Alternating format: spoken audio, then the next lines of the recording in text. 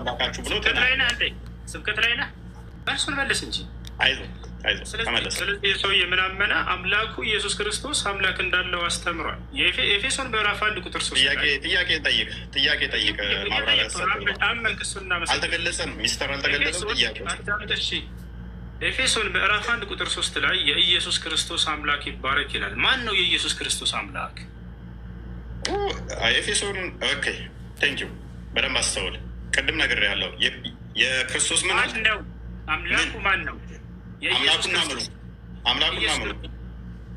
ምሉ አትደረብ እንጂ ክርስቶስ አምላክና አባት አላህ አባት አይባልም። ስለዚህ ያመጣው ክፍል የነቢያት አስተምሮ በፈጣሪ ስም የክርስቶስ አምላክና አባት የክርስቶስ አምላክና አባት ቆይ የኢየሱስ ክርስቶስ አምላክና አባት ባልክበት እስልምናን አፈረስከው።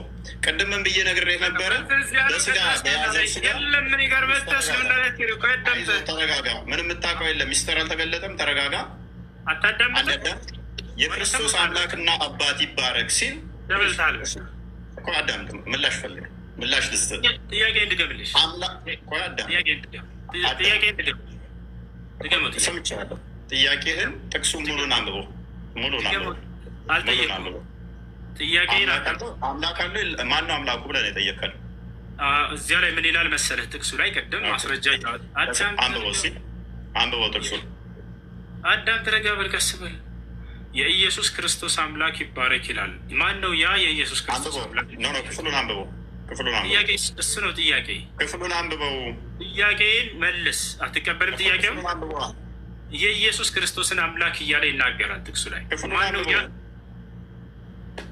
ማነው ብለናል? ልመልስልሽ። ይመልስ። ማነው ስላል ጎበዝ። የክርስቶስ አምላክና አባት ይባረክ ሲል ሐዋርያው ቅዱስ ጳውሎስ በተለያየ በመልእክቱ ላይ በመግቢያዎቹ ላይ አምላክና አባት ይባረክ እያለ እስልምናን እያፈረሰው ነው። አላህ ለማንም አባት ስለማይሆን ማለት ነው። አምላክ የሚለው ግን ከምን አንጻር ነው? ዛሬ ውስፊት ያመጣው መልስ የለውም። ክርስትናን አያውቅም። እስልምና ላይ ይንጠለጠላል። ይህ ሰውዬ ክርስትና ላይ መልስ የለውም። አያውቀውማ። ከየት ይመልስ? አሁን ተረዳው። በቃ ለምሳሌ ቁርአን ፍጡር አይደለም ቃሉ ብለህ ታምናለህ። ወረቀቱ ክርስትናን አያውቅም ሲሉ እኔ ውሸታቸውን ይመስለኝ ነበር። ዛሬም ከፊት ያየሁት ወላሂ ስለ አምላክ መመለስ አይችልም። ቀጥታ ቁርአን ላይ ይንጠለጥላል። እንበል በቃ እሺ፣ ያ ነው አምላክህ ሙቷል አልሞተም? አንዱ አምላክ ሲሞት ሰማይና ምድርን ማን ይጠብቅ ነበር? ያችን መልስ አምላክህ ሙቷል አልሞተም? መለኮት የሚሞት አይደለም። መለኮት መሄድ፣ መምጣት፣ መሞት፣ መራብ፣ መጠማት እነኚህ ሁሉ አይነገሩለትም። ኢየሱስ ክርስቶስ አምላክህ ሙቷል አልሞተም? ስለዚህ ኢየሱስ አምላክ አይደለም ማለት ነው። ምክንያቱም አምላክ አይሞትም እያለን ነው። አላሁ አክበር። አዳምጥ። አላሁ አክበር። ሞት ምን ማለት ነው? ሞት ማለት ምን ማለት ነው? ሞት ማለት ምን ማለት ነው? ሞት ማለት ምን ማለት ነው? እሺ አዳምጥ። ሞት ማለት ምን ማለት ነው? ጥያቄ ግልጽ ያንተ ተራ አይደለም። ያንተ ጥያቄ ጨርሰሃል። ስለዚህ አምላክህ ሞቷል ወይ ነው? አምላክ የሚሞት አይደለም ማለት በተዘዋዋሪ ለምን አልኩ? ደቂቃ አልኳል። ልመልስልሽ። ደቂቃ ባያልፍም እንጨምርልና አይደለም ደቂቃ የምትይዘው ገና ነው። ደቂቃ አዳምጥ እስኪ። አይደለም አዳምጥ የምትለኝ እኔ ተናገርኩ። መልስ ልስጥ። አዳምጥ ረገበል ጠየቅከን። አምላክ በመለኮቱ በባህሪ የሚሞት አይደለም። ለክርስቶስ ግን ስግው ቃል ስለ እሱ ስትናገር በስጋ የተገለጠው ከሆነ በስጋ ሞተ፣ በመንፈስ ግን ሕያው ሆነ ብለን ነው የምንናገረው። ሜይ ቢ ይህንን ማታውቀው። እሺ በመለኮት ሕያው ሆነ የሚላለ እኔ ስለ መንፈስ አይደለም። በመንፈስ ሕያው ሆነ ምን ብዬ ጠየቅኩ? መለስኩልህ። መለኮት አይሞትም ለምን ትላለህ? ለምን ያላልኩትን ለምን ትላለህ? አዳምጥ። እኔ የጠየቅኩህ ሌላ አዳምጥ። እኔ የጠየቅኩህ ሌላ ያላልኩትን ለምን ትላለህ? ስለዚህ አዳምጥ። እሺ ልመልስልህ። የእኔ ተራ ነው የምጠይቅህ። አዳምጥ። የእኛ መልስ አታውቀውም። ና ተማር፣ ኡስታዝ ተማር። እሺ ና የእኔ ተራ ነው። ወዴት ማትሄድ? ና ሚውት አድርገህ ደቂቃውን ያዘውና ልመልስልህ። እኔ ቮለንተር ጥያቄን አዳምጥ። አዳምጥ። አምላክህ ሞቷል አልሞተም? በግልጽ ተናገር። አምላክህ ሞቷል አልሞተም? ጎበዝ። ስለዚህ ሚውት አድርገህ። ሞት የሚለው አንተ ጋር ያለውና እኛ ጋር ያለው የተለያየ ስለሆነ እሱም ሞት የእስልምናው ነው የምጠይቀን የኛ ያንተ አምላክህ ሞቷል ወይንስ አልሞተም? ሞት የሚባለው የእስልምናው ነው ወይንስ የኛ? ክርስትና ላይ አምላክህ ኢየሱስ ክርስቶስ የክርስትና ሞት ምን ማለት ነው? አዳምጥ እንጂ ሞት ማለት በክርስትና ምን ማለት ነው? ወዴትም አትሄድም። አምላኬ ሞቷል ብለህ ዛሬ ላስረዳሽ። ደቂቃው ሚዩት አድርግና ላስረዳ። ደቂቃው ሚዩት አድርግና ላስተምርህ። ጥያቄው አትሽፎይ። አምላክህ ኢየሱስ ክርስቶስ ሞቷል ወይንስ አልሞተም? መልስ። በስጋ ሞተ በመንፈስ ሕያው ሆነ ብለን እናምናለን። ሞት የሚነገረው ነፍስና ስጋ አንድ መለየት ስለሆነ ያዕቆብ ምዕራፍ 2 ላይ ከቁጥር 4 ጀምሮ ስለሚናገር፣ ሞት እንደናንተ ግን መጥፋት ከሆነ እኛ እንደዛ እናምንም። ስለዚህ ማን ያስተዳደር ነበር ምናምን መለኮት ሉክ መለኮት ለቅጽበት እንኳን መሞት ወይንም መለየት የለበትም ማለት ነው። ዮሐንስ ወንጌል ምዕራፍ 1 ላይ ቁጥር 18 ላይ እቅፍ እንዳለ ይናገራል። ክርስቶስ በስጋ እንኳን ተገልጦ አንደኛ ቆሮንቶስ ምዕራፍ 15 ቁጥር 17 ላይ ክርስቶስም ካልተነሳ እምነታችሁ ከንቱ ናት፣ እስከ አሁን ድረስ በኃጢአት ላይ ናችሁ እያለ ይናገራል። አንደኛ ቆሮንቶስ ምዕራፍ 15 ቁጥር 14 ላይ ክርስቶስም ካልተነሳ እንግዲያስ ስብከታችን ከንቱ ነው፣ እምነታችሁም ደግሞ ከንቱ ነው ይላል። የክርስትናን እምነት ከንቱ መሆንና አለመሆን መሰረት ያደረገው የክርስቶስ መነሳት ላይ ነው፣ ትንሣኤ ላይ ነው እና ኢየሱስ ክርስቶስ ከሙታን ሲነሳ ያየው አንድ የሐዋርያ ምስክር አለ ወይንስ የለም? ኦኬ፣ እዛው የጠቀስከው ምዕራፍ ላይ ሜይ ቢ አንደኛ ቆሮንቶስ ምዕራፍ 15 ነው የጠቀስከው። እዛው የጠቀስከው ምዕራፍ ላይ ከቁጥር 1 ጀምረህ አላነበብከውም ወንድማችን። መጽሐፍ እንድታነብልኝ አይደለም አትረብሽ። መጽሐፍ እንድታነብልኝ መጽሐፍ ላይ ምስክር ልሰጥህ እኮ ነው። ጥያቄውን መልስና ማስረጃ ከዚያ ታነሳለህ። እንደሱ እኮ ነው የሚደረገው። ቆይ የኔ ደቂቃ ነው። የኔ ደቂቃ ነው። አንድ ደቂቃውን ራሱ ጭማሪ ሰጥቻለሁ። የኔ ደቂቃ ነው። አዳምጠኝ። 11 ደቂቃ ደርሷል ጭማሪ። አዳምጠኝ። የኔ ደቂቃ ነው። የጠቀስከው ጥቅስ ቁጥር 1 ላይ አላነበብከውም ማለት ነው። አላህ ለምሳሌ ኢሳን አስመለጠው ሲባል ማንም ያየ የለም። አምልጧል ብሎ ያምናል። እኛ ግን ምን እናምናለን? ምስክር እንዳለ እዛው የጠቀስከው ምዕራፍ ላይ ልመታህ እኮ ነው። አንተ በጠቀስከው ምዕራፍ ላይ ሲጠየቅ ጊዜ አላህ ሙሐመድ የለም ያለው አይ ኡስታዝ እሱ ኤኒዌይስ ኮንክሉዥን እንስት እና ኢየሱስ ክርስቶስ ከሙታን ሲነሳ ያየው አንድ ሐዋርያ የለም። ዮሐንስ ወንጌል ምዕራፍ 20 ላይ አንድ በል እዚሁ የጠቀስከው ምዕራፍ ላይም ሰጠው። አላህ ግን ኢሳን ሲያስመልጠው አንድም ማስረጃ ማምጣት አይቻልም። ኢሳን አስመልጠው ማስረጃ የለም። ለመለስ አይችልም። ለመለስ ስላልፈለግክ ነው። ኮንክሉዥን እንስት መልስ። በቃሽ። ኮንክሉዥን እንስት ይበቃል።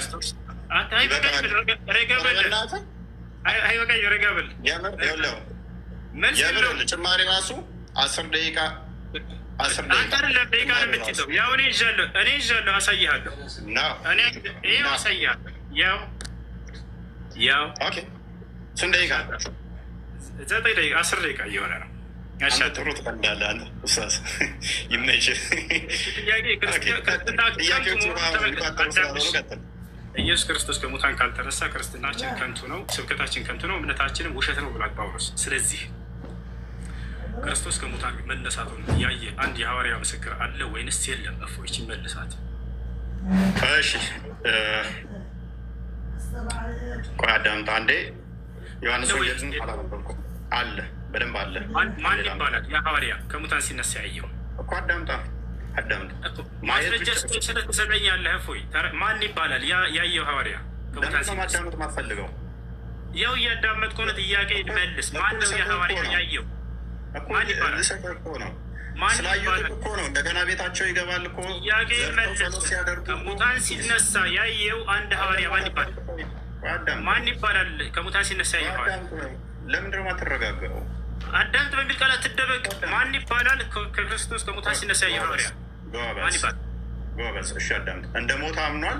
መነሳቱን አይተዋል አላየሁም ነው ጥያቄው። አላልኩም። ሲነሳ ያየው አንድ ሐዋርያ በቃ መልስ የለውም። ወላሂ መልስ የሌለው ጥያቄ አይመልሰውም። አንተ አይደለም የአንድ ቤተሰብ ጥያቄ አይመልሰውም። ይኸውልህ ላንብብልህ። ስለዚህ ላንብብልህ አዳም።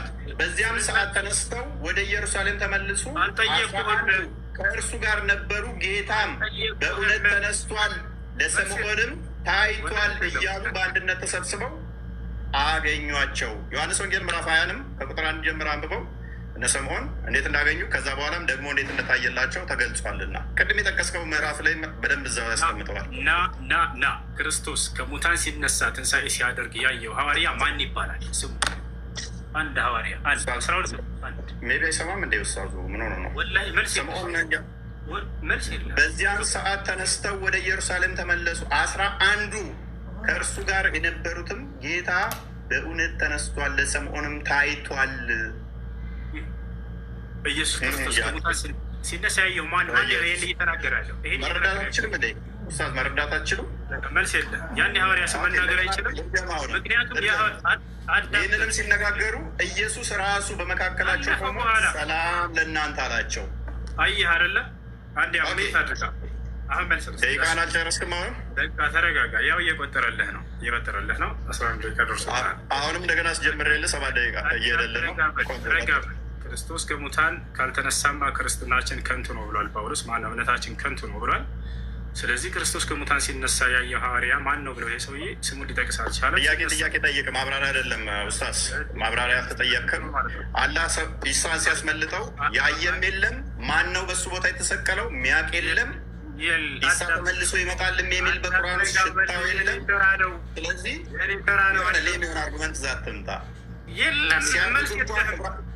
አይደለም ሲነሳ ከመቃብር ሲነሳ ሲያርግ እንኳን ሐዋርያት ሥራ ምዕራፍ 1 ላይ ቁጥር 11 ላይ አይተውታል። እንዲህ ወደ ሰማይ ሲወጣ እንዳያችሁት ተመልሶ ይመጣል ብለው ተናግረዋል። ሲነሳ ግን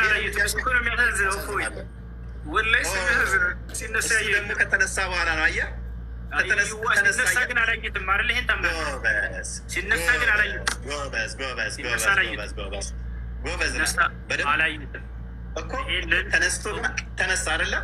ዮሐንስም ምን አለው? እንትናን ቶማስም ምን አለው? ጎኔና እይ አለው አይደለ? የተወጋውን ተነስቶ ሲነሳ ግን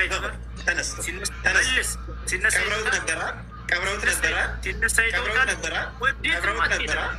ተነስቶ ይኸው ተነስቷል፣ ጎኔን የተወጋሁትን እይ አለው። አንብብል አዳም። በዚያ ሰዓት ተነስተው ወደ ኢየሩሳሌም ተመለሱ። 11 ነው ከእነርሱ ጋር የነበሩት። ጌታ በእውነት ተነስቷል፣ ለስምዖንም ታይቷል። ስለዚህ ተነስቶ አሳያቸው፣ አዩት ማለት ነው። እሺ በቃ ፎያዬ፣ ይሄ ጥያቄ ከይቅርታ ጋር አክቹዋሊ ይህንን ጥያቄ ብለህ ዘ ትመጣለህ።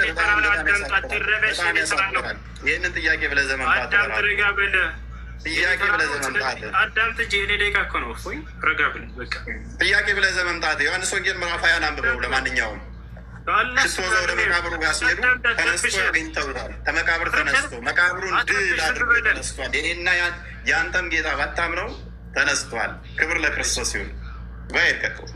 ግን በጣም የሚያሳዝነው ሲነሳ ያየው አንድ ሐዋርያ የለም። እሺ እንጨር። አሁን ወደ የት እንሄዳለን? ስለ አጋንንት በእስልምናና በክርስትና አጋንንት ኮንክሉዥን ነው ወንድማችን። ና ስለ አጋንንት ማ ሳነጋገር ይሄ ከበለት በጣም ነው የሚያፍሩብህ። ወላሂ ሁለተኛ ስለ አጋንንት ላይፍ ላይ እንዳታወራ ነው ማድርገህ። አሁን አላህ ምን እንደሆነ አሳይተነዋል። ኮንክሉዥን ስራ አዳምጠህ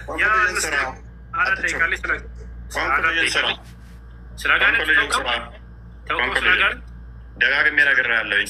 ቅድም ነግሬሃለሁ። 15 ደቂቃ ላይ አዳምጥ። ስለ አጋንንት ሳናወራ ሪካርዱን ድገሙለት። ሪካርዱን ተለጥፈሃል ማለት ነው። ልታካክስ ነው አታካክሳትም? ምን ብያለሁ? 15 ደቂቃ ላይ መጠቀም ትችላለህ ብያለሁ። እኔ ፊት አይቆም። ፕሊስ አሁን 5 ደቂቃ ሊያዝ ትይዝልኛለህ። እሺ ስለ አጋንንት ተው እናውራ። ልለምንህ፣ አጋንንት ምንድን ነው በክርስትና? እንደገና